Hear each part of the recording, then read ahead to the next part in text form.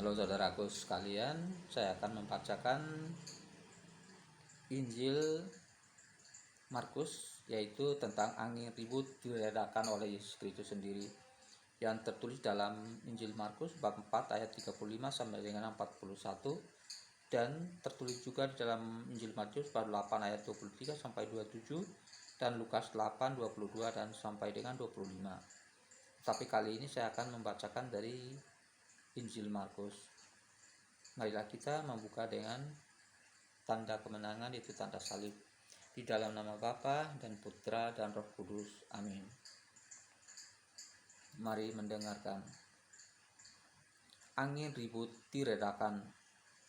Pada hari itu, waktu hari sudah petang, Yesus berkata kepada mereka, "Marilah kita bertolak ke seberang."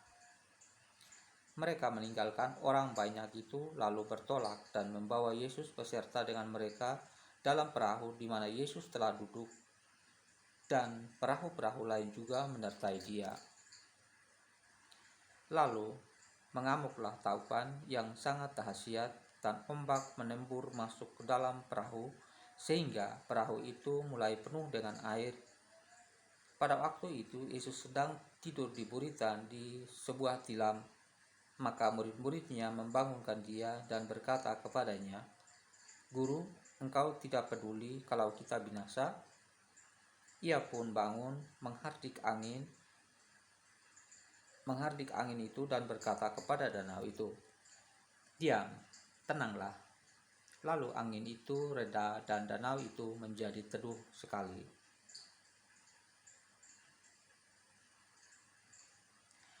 Lalu ia berkata kepada mereka, "Mengapa kamu begitu takut?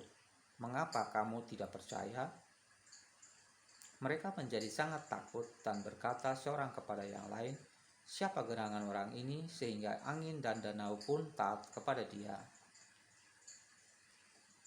Demikianlah Injil Kristus, terpujilah. Demikianlah Injil Tuhan, terpujilah Kristus. Amin.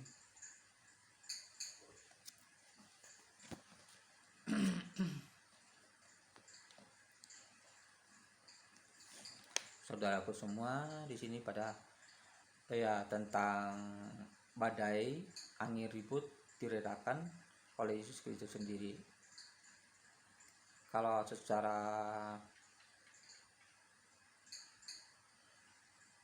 kita lihat yang tulisan di sini bahwa tidak ada seorang pun yang bisa memberhentikan badai dengan perintah kata-kata dia sendiri, tetapi hanya Yesuslah yang tercatat sepanjang sejarah bisa menghardik badai taupan yang mengamuk itu.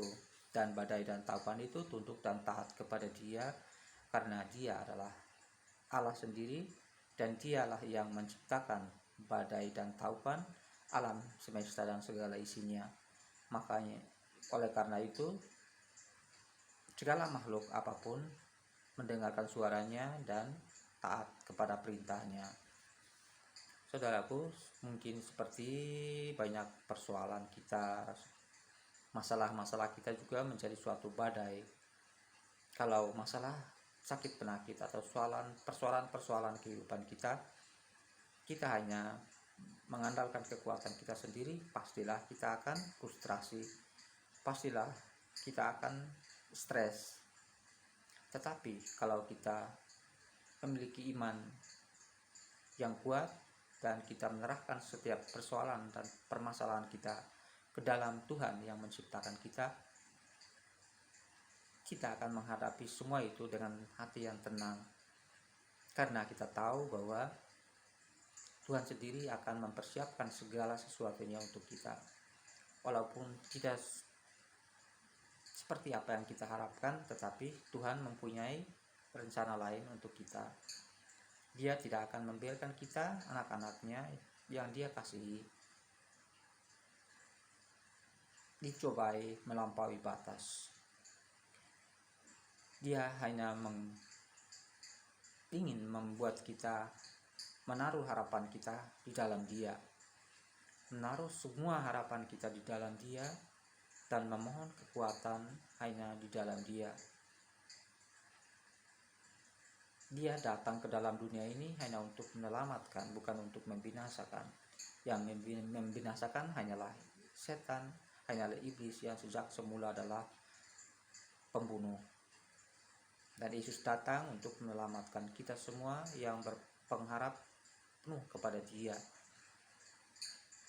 Kita kadangkala berulang kali jatuh ke dalam dosa, tetapi Dia tetap mengasihi kita, tetap mengampuni kita, tetap menanti kita untuk kembali ke dalam pelukannya. Sebab Dia adalah kudus, Dia adalah Allah yang sangat mengasihi kita. Karena kita diciptakan menurut gambar dan rupa Dia, Dia sangat begitu mengasihi kita dan tidak mau meninggalkan kita sampai Dia harus turun menjadi manusia untuk memperdamaikan kita yang telah jatuh ke dalam dosa, menjadi berhubungan kembali baik dengan Allah. Saudaraku semua, dan angin ribut itu melambangkan, ya seperti telah saya katakan, bahwa ya permasalahan kita juga adalah sebagai angin ribut yang kadangkala kita tidak percaya oleh adanya Tuhan. Jadi kita berjuang dengan sendiri, berjuang dengan kekuatan kita sendiri, sampai kita harus frustasi, sampai kita harus stres, depresi karena segala persoalan kita yang di hadapan Tuhan hanya soal persoalan kecil di hadapan Dia. Karena kita tidak mau melibatkan Tuhan di dalam permasalahan kita, maka persoalan itu menjadi besar bagi kita, sampai-sampai kita ada orang-orang tertentu yang sampai gila karena dia mengandalkan kekuatan dia sendiri. Saudaraku, demikian pembacaan Injil kita hari ini, yaitu tentang angin ribut yang diredakan oleh Tuhan Yesus kita yang begitu mengasihi kita, begitu ajaib. Dia adalah akan meredakan setiap badai-badai yang kita hadapi, baik kita yang telah mengenal Dia maupun sesama kita yang belum mengenal Dia, karena Dia sendirilah yang menciptakan semua kita, alam semesta bersama isinya. Maka Dia akan tetap mengasihi mereka yang sampai detik ini belum mengakui Yesus sebagai Tuhan. Yesus tetap setia kepada mereka, dan wajib kita semua membagikan kebaikan Yesus kepada semua orang, supaya mereka mengenal Yesus itu adalah Tuhan, dan Yesus itu datang ke dunia bukan untuk membinasakan, tetapi untuk menyelamatkan setiap jiwa. Dan Dia telah kembali ke surga untuk menyediakan tempat bagi kita semua. Jikalau nanti dunia ini terbongkar, sudah otomatis kita punya tempat tinggal yang sudah disediakan oleh Yesus Kristus. Saudaraku semua, saya mengimbau kepada semua orang yang belum mengenal Yesus Kristus yang adalah Tuhan, yang adalah juru selamat, carilah informasi lewat media yang sekarang ini tersedia di mana-mana, lewat pembacaan Injil, kitab suci, atau lewat mendengarkan kesaksian saudara-saudara kita yang telah mengalami Tuhan, yang telah berjumpa dengan Tuhan secara pribadi. Lewat hal-hal itu kita akan lebih mengenal siapakah Yesus itu yang sebenarnya. Saudaraku, jikalau nanti Yesus datang untuk kedua kalinya, Dia bukan lagi untuk menyelamatkan dunia, tetapi Dia datang untuk menghakimi dunia. Dengan demikian, saudaraku yang belum mengenal Dia, cobalah cari tahu siapakah Yesus itu yang sebenarnya. Semoga Tuhan Yesus sendiri yang mau menghampiri setiap sesama kita yang belum mengenal Dia dan menyelamatkan mereka dari sekarang ini.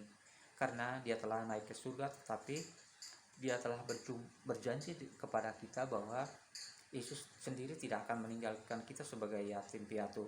Dia akan mengutus seorang penolong yang lain, yaitu Roh-Nya sendiri kepada kita untuk menemani kita, untuk memperbaiki kita, dan